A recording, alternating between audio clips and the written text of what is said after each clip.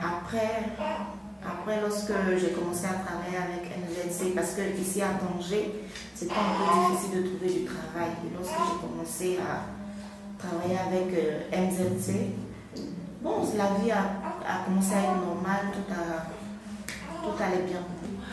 Moi, c'est Balou Sarah Émilie. Je suis ivoirienne. Je suis venue au Maroc en 2017. Je suis venue au Maroc pour avoir un avenir meilleur. Parce qu'au pays, il y a eu la guerre dans mon pays, la Côte d'Ivoire. Après cette guerre-là, il n'y avait plus d'argent, tout était dû. Avec la famille aussi, qu'il faut aider. Donc, par manque de moyens au pays, j'ai décidé de rentrer à l'aventure, de me lancer à l'aventure. Voilà comment je me suis retrouvée au Maroc. Arrivée au Maroc, je suis descendue directement à Tanger. Je suis descendue directement à Tanger, c'était dur pour manger, en tout cas il y a plein de choses qui se sont passées parce que pour manger, il faut commander dans les rues. Bonjour, moi c'est Balou Dema. En 2014, après le bac, j'ai eu le bac en 2014 en Côte d'Ivoire. Et donc après le bac, j'ai été orienté à l'université. Maintenant, après l'orientation, il fallait beaucoup de sommes pour payer les fascicules, faire le déplacement, parce que l'université du quartier où j'étais, c'était un peu distant. Donc, j'ai réfléchi, j'ai pris une décision personnelle. Personne ne m'a encouragé ou tout. J'ai réfléchi, j'ai des petits frères avant moi. Après moi, j'ai des petits frères. C'était le plus âgé? Oui, moi non, j'étais le troisième. Il y avait deux avant moi et moi j'avais le troisième. Et donc, mes petits frères, j'ai pensé à mes petits frères, la situation de la famille, nous étions un peu nombreux. Le vieux, il tendait vers sa retraite.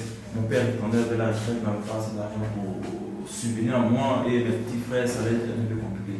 Donc moi, j'ai pris une décision d'arrêter les études. Donc en 2014, après le bac, j'ai arrêté les études, je travaillais, je faisais des petites bricoles, je travaillais de gauche à droite. Ça n'allait pas. Donc c'est comme ça, j'ai dit à mon père que moi je veux aller à l'aventure et le revenu lui en aide aussi. Quand je vais partir, quand ça va aller, je vais venir en aide. Comme ça, je viens au Maroc. Et quand je suis venu au Maroc, j'étais à Casa, je fais des travaux de maçonnerie, de lavage auto, donc avec les petites économies que j'ai eues, il y a un ami qui était ici à Tanger, dans la ville de Tanger, qui m'a dit pourquoi pas partir en Europe? Tu vas essayer de traverser. Donc c'est pour ça que quand je suis venu, j'ai essayé une fois et que vraiment c'est risqué, il y a la mort là-dedans, c'est pas facile. Tu arrives à la mer? Oui, une fois j'ai essayé la mer. Donc quand ça n'a pas marché, je suis retourné. C'est quand j'étais venu pour essayer, là j'ai connu Viviane et son mari. Donc quand je suis venu à Casa, le travail que j'avais à Casa, le travail s'est arrêté. Donc j'étais là sans emploi, c'est comme ça. Viviane, elle m'a appelé un jour pour dire que la structure MZC cherche un employé comme gardien. C'est comme ça que je viens sur Tanger et c'est comme ça que je suis à MZC.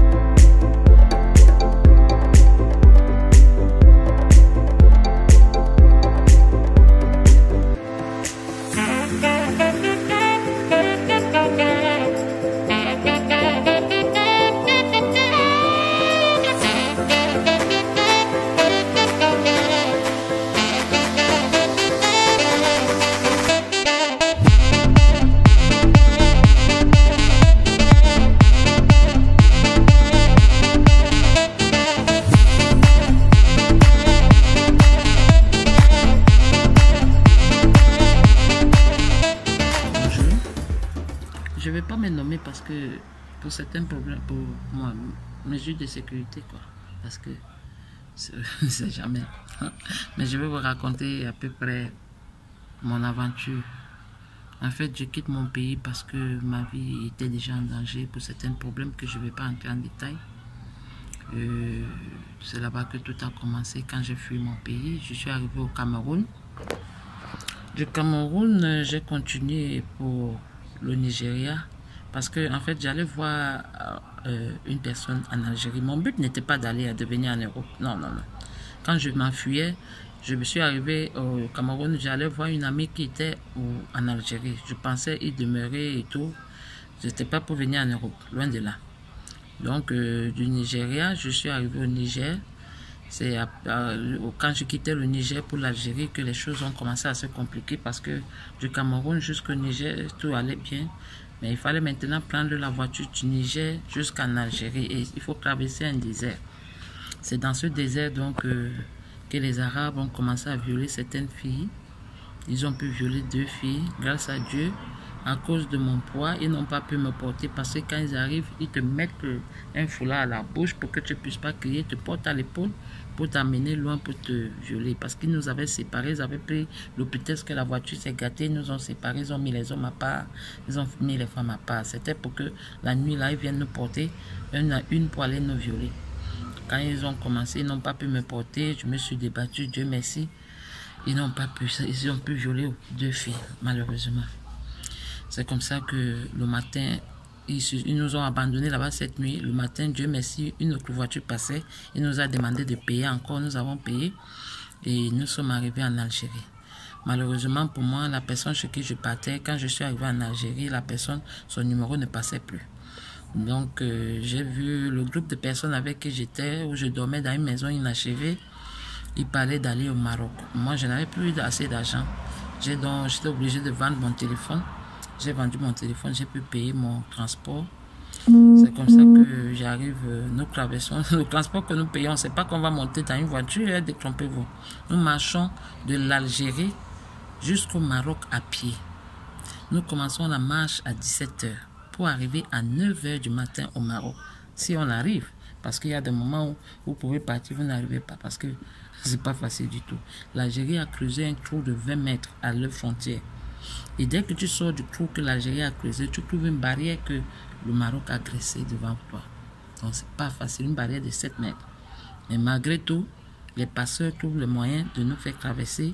C'est comme ça qu'on a pu traverser. Nous sommes arrivés au Maroc. Du Maroc, je me suis dirigé dans la ville de Tanger. C'est comme ça que là-bas, j'ai cru que je pouvais bien, j'ai cru que ma souffrance était finie, mais au contraire, j'ai trouvé ceux qui étaient là-bas depuis, le seul travail qu'on faisait, parce que je me suis renseigné pour les savoir si je pouvais trouver du travail. On m'a dit ici, si tu n'as pas de papier, tu ne peux pas trouver du travail. Et la plupart des personnes vivent au Maroc à cause de avec la mendicité. Ils mendient avant de manger, avant de vivre. Les enfants sont là, ils ne vont pas à l'école. C'est comme ça qu'un jour, Dieu m'a mis sur le chemin d'une association appelée MZC, Mujer en Zona de Conflicto. Ça, c'est la signification en espagnol. Ils m'ont pris comme leur médiatrice, parce que c'est moi qui devais être en contact avec les subsahariens. Eux, leur but là-bas, c'est de prendre soin des subsahariens, de les aider à s'intégrer. Ils étaient là pour partager à manger, les vêtements, les couvertures au moment du froid.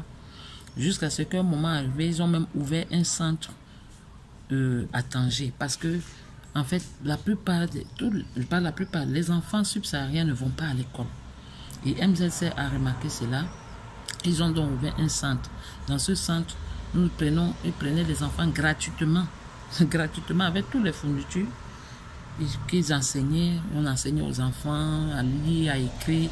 Vraiment, ça a rendu la population subsaharienne très content, parce que les enfants pouvaient aller au moins s'apprendre à écrire.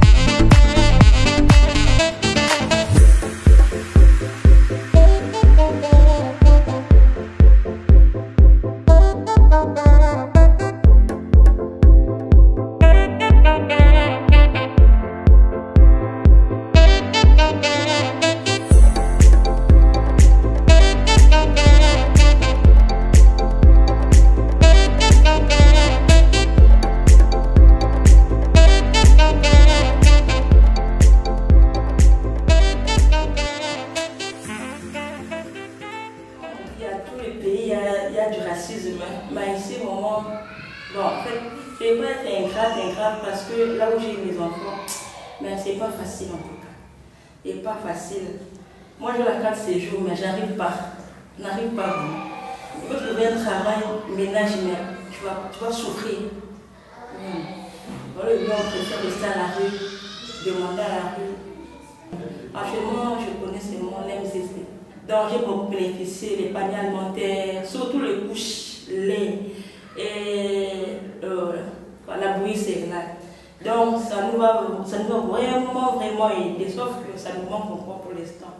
Ça nous manque vraiment, surtout les couches, le lait. En tout cas, donc, ça nous a fortifié, quoi.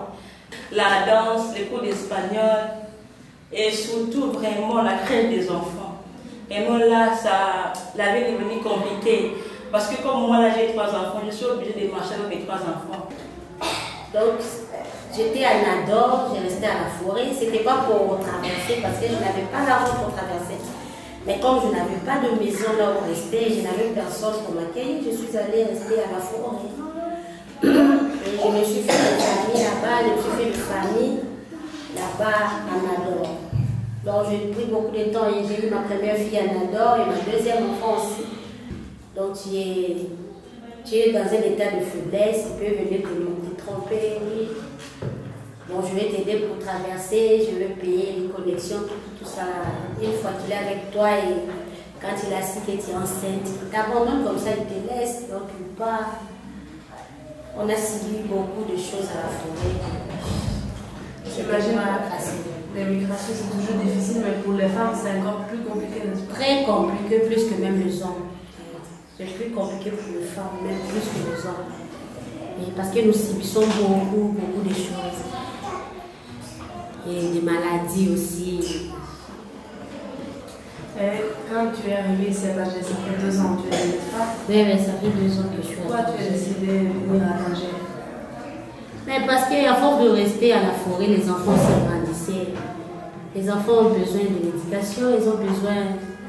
Et comme moi, peut-être comme moi, je dois peut-être eu la chance de beaucoup étudier. Cela ne peut pas aussi arriver à mes enfants, malgré qu'elles n'ont pas de papa, si je peux dire comme ça. Est-ce qu'ici à Tanger, la situation s'est un peu améliorée? Pas vraiment, mais on se force. Par rapport à Nador, on se force un peu parce qu'au moins ici, on a trouvé aussi des associations qui nous aident aussi. Bon, c'est un peu ça. De quelle façon les associations vous aident? Et comme l'association il y a une association qu'on parle ici à Miss Nana, elle nous donne le couche. Il y a les enfants bénéficient de la crèche, parce que la crèche, sans une association, je ne pourrais pas payer 300-400 dirhams par une personne. Je n'ai pas cet argent. Mais au moins, l'association nous aide pour la crèche des enfants. Les couches, le panier alimentaire, les médicaments aussi. Il y a aussi une suivi de psychologue, parce que nous, là, comme nous voyons, même moi qui vous parle, là, je suis malade. Et la tête ici même. Il y a des choses que je ne comprends pas, il y a des choses, donc je suis malade, oui. Donc il me faut de suivi, et grâce à cette association, elle nous a beaucoup aidés. Malgré qu'elle ne peut pas tout faire, mais du moins, ça nous soulage. Et maintenant, c'est lequel votre projet de vie? Est-ce que vous voulez rester ici au Maroc? Vous voulez traverser en Europe? Qu'est-ce que vous avez dans la tête? Bon, moi, je n'ai plus envie de traverser parce que même ici au Maroc, même traverser, je peux ne pas arriver là où je veux partir. Mais sauf que je veux une vie meilleure là où je suis, pour les enfants surtout. Je veux que mes enfants étudient comme il se doit ici au Maroc. Donc, je vais m'intégrer, je vais rester au Maroc. Donc, je ne veux pas traverser, je vais rester au Maroc, mais vivre une vie normale comme toute autre personne. Mais je n'ai plus l'idée de traverser.